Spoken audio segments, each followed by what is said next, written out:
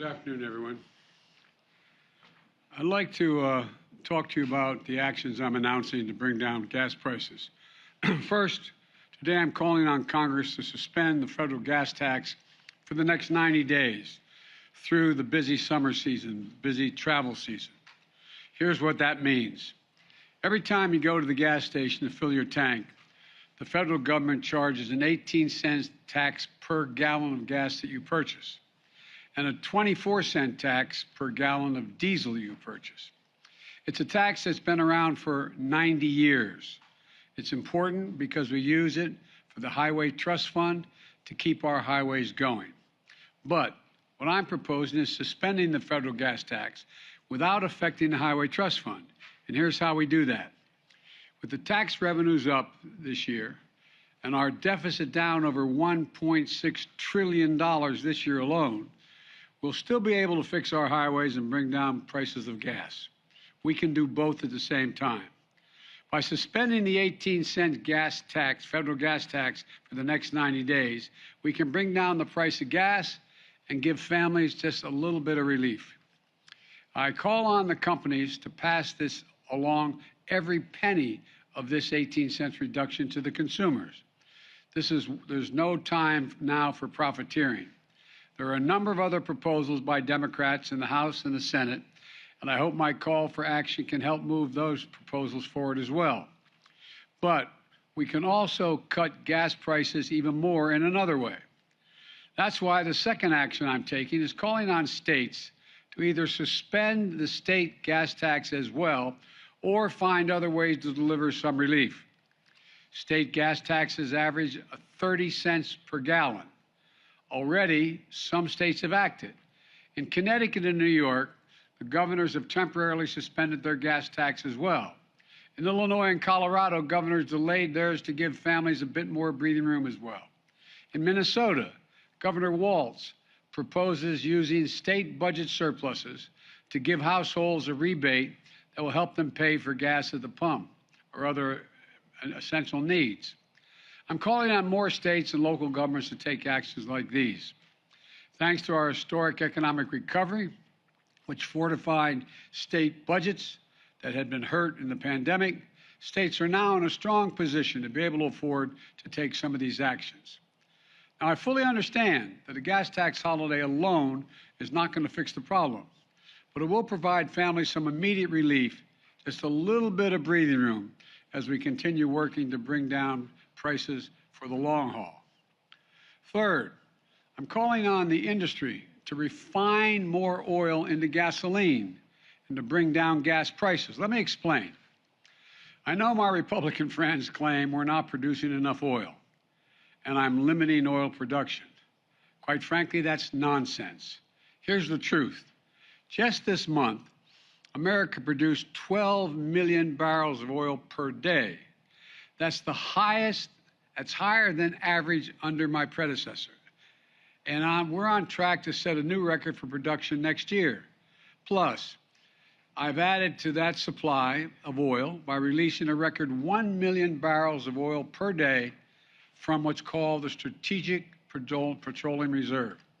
In fact, I just led the world to coordinate the largest release of global oil reserves in history, including from other countries. In total, that's 240 million barrels to boost global supply. And Republicans falsely claim that I'm blocking production on federal lands. But again, that's nonsense. Industry has more approved permits for production on federal lands than they can possibly use. That's a fact. My administration also directed the sale of gasoline using homegrown biofuels, ethanol, E15, this summer, which will boost gasoline supplies and lower the price at thousands of gas stations across America. And I welcome the recent announcement from what's known as the OPEC Plus, a group of nearly 24 oil-producing nations, to increase global oil supply. The bottom line is we are setting records in terms of American energy production. We're supplementing that supply with a release from our oil reserves. So the issue isn't oil production alone. The problem is the refining of that oil into gas at the pump. During the pandemic, some oil and gas companies shut down refining facilities. Last week, I sent a letter to the CEOs of the largest oil refining companies asking them to work with my administration to bring refineries back online to get more gas to the pump at lower prices. The Secretary of Energy, Jennifer Granholm, and members of my team will be meeting with many of these refining companies tomorrow. And I hope they'll come up to the table with some real ideas and practical steps in the near term. And I'm prepared to act quickly and decisively on the recommendations if they make sense to address the immediate challenge in front of us and the American people. Finally, when the cost of oil does come down, we need the price at the gas stations that what they charge at the pump to come down as well. For example, in the last 2 weeks, the price of oil has fallen by more than $10 a barrel. Normally, this would reduce the cost at the pump about 25 cents a gallon. Yet, so far, gas stations have only reduced prices by a few cents a gallon. Some haven't reduced prices at all. I've heard plenty of explanations from companies and economists about why it normally takes time for these price reductions to reach the consumer. I might note that when the price of a barrel of oil goes up, it doesn't take much time for the price at the pump to go up. So let's be honest with one another. My message is simple. To the companies running gas stations and setting those prices at the pump, this is a time of war, global peril, Ukraine. These are not normal times. Bring down the price you are charging at the pump to reflect the cost you are paying for the product. Do it now. Do it today. Your customers, the American people, they need relief now. So let me summarize.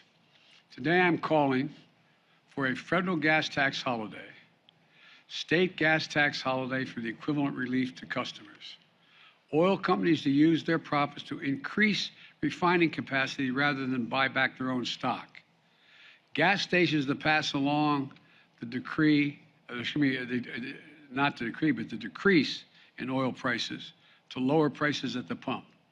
And together, these actions could help drop the price at the pump by up to $1 a gallon or more.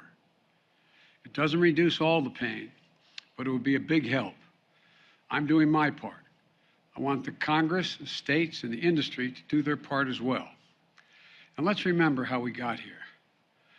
Putin invaded Ukraine. Putin invaded Ukraine with 100,000 forces. Just look at the facts. Since the start of the war in Ukraine this year, gas prices have risen by almost $2 a gallon in the United States and sometimes more around the world. But it wasn't just Putin's invasion of Ukraine. It was the refusal of the United States and the rest of the free world to let Putin get away with something we haven't seen since World War II. I said at the time, siding with Ukraine during the most serious aggression in Europe since World War II, defending freedom, defending democracy, was not going to go without a cost for the American people and the rest of the free world. We were going to have to pay a price as well in the cost of military equipment, economic assistance, humanitarian relief, and sanctioned Russian banking industries. Russia is also one of the largest oil producers in the world. We cut off Russian oil into the United States, and our partners in Europe did the same, knowing that we would see higher gas prices. We could have turned a blind eye to Putin's murderous ways. The price of gas wouldn't have spiked the way it has. I believe that would have been wrong.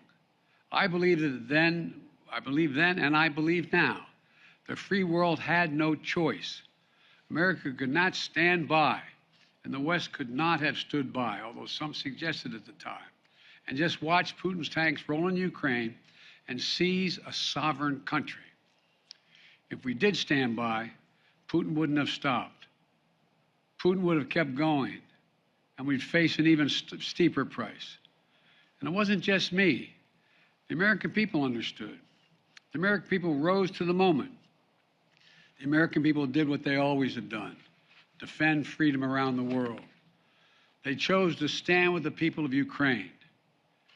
We had near unanimous support in the Congress, Democrats, Republicans, and independents, for supporting Ukraine, knowing full well the cost. So for all those Republicans in Congress criticizing me today for high gas prices in America, are you now saying we were wrong to support Ukraine? Are you saying we were wrong to stand up to Putin? Are you saying that we would rather have lower gas prices in America and Putin's iron fist in Europe? I don't believe that. Look, I get the easy politics of the attack. I get that. But the simple truth is gas prices are up almost $2 a gallon because of Vladimir Putin's ruthless attack on Ukraine, and we wouldn't let him get away with it. We're doing everything we can to reduce this pain at the pump now. And if those experiences have shown us anything, it's that we need to grow and harness more energy here at home. Let's lower the price of electric vehicles so we never have to pay at the pump in the first place. Major auto companies are preparing for 50% of future sales to be electric vehicles by 2030, 100% by 2035. We're already building secure supply chains to build these electric vehicles here in America. And we're investing almost $100 billion in public transit and rail. For all the studies show that it will take millions of cars off the road and significantly reduce pollution if there's a serious transportation system available. Let's keep accelerating our deployment of homegrown resources, sources of energy like solar and wind and nuclear and hydrogen and carbon capture storage, and keep developing the battery technologies so we can store that power we need when the sun doesn't shine or the wind doesn't blow. Folks, let's make sure we're never again forced to pay the price of a menacing dictator halfway around the world. We can deal with this immediate crisis of high gas prices and still seize the clean energy future. We're Americans. We can do both. We have the most qualified people in the world. Let me close with this. Even as we lead the world in defending democracy and standing up to a brutal autocrat, there are actions we can take to help American families now. We have taken them. We are taking them. The federal gas tax holiday, state gas tax holiday, bringing back refineries, putting them back online. We just have to keep going. I promise you I'm doing everything possible to bring the price of energy down, gas prices down. And I want to make sure we all work on this together. May God bless you all, and may God protect our troops. Thank you very much.